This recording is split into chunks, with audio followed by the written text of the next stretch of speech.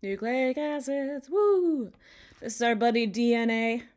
So for the purposes of this unit, we're just going to kind of talk about the parts like we've done with the other molecules and what those parts look like and what they do. A majority of Bio B is all about nucleic acids, so they'll definitely come back later. Here's just the intro. So nucleic acids control genetics. They hold your instructions that tell you how to build all the things. The monomers are called nucleotides, and the polymers are called nucleic acids. Notice how both those words look like nucleus? And you find DNA in a nucleus, right?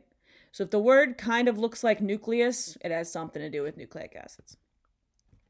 A nucleotide, these were the monomers. A nucleotide has 3 parts to it. Again, you'll see more of these in Bio B. We're just giving you an overview for now.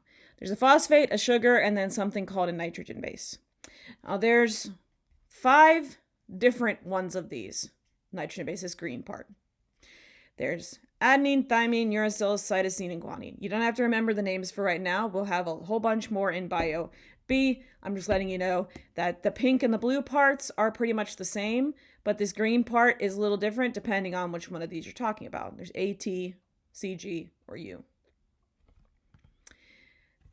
The G and A are called purines. They have 2 of those rings. Remember, these geometry things are called rings. C, U, and T are called pyrimidines because they only have 1 ring. The way that they bond together is the sugar of one, which is in this light blue here, bonds with the phosphate, which is the reddish one. So it's phosphate, sugar, phosphate, sugar, phosphate, sugar, phosphate, sugar, phosphate, sugar, phosphate, sugar, all the way down. These nitrogen bases, all of these guys, they're toward the middle or toward the inside. And now we have 2 big molecules that are super, super, super, super, super, super, super, super, super important that are the nucleic acids. DNA is deoxyribonucleic acid. I think of all the complicated names in this unit, DNA's name, it tells you it's a nucleic acid. That's what the NA stands for. If you are a eukaryote and you have a nucleus, then the DNA is in there. If it's a cell without a nucleus, then the DNA just kind of hangs out together in an area called nucleoid.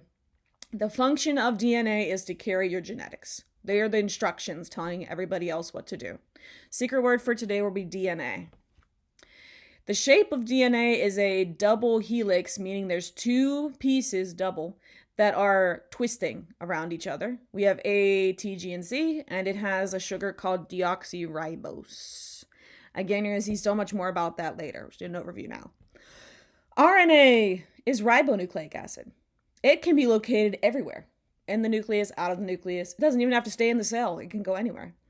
Its job is to make proteins. And if you remember from the protein notes we did a couple days ago, the job of proteins is to do all the jobs. So RNA is pretty important. If it doesn't work right, then the proteins won't be right, and then you're probably dead. Its shape is a single helix, just one twisty. It has a U, G, and C, and it has a sugar called ribose. So what should we know about nucleic acids for now? You should know the monomer and polymer name, nucleotide and nucleic acid. You should know generally that this is what a nucleotide looks like, that there are many of them that have different shapes. You should know what DNA is, what it does, where you find it. You should know what RNA is, what it does, and where you find it. Structure and function. What does it look like? What does it do? That is the end of the biomolecules, actually. We still have to do water. We're going to do some quick water stuff.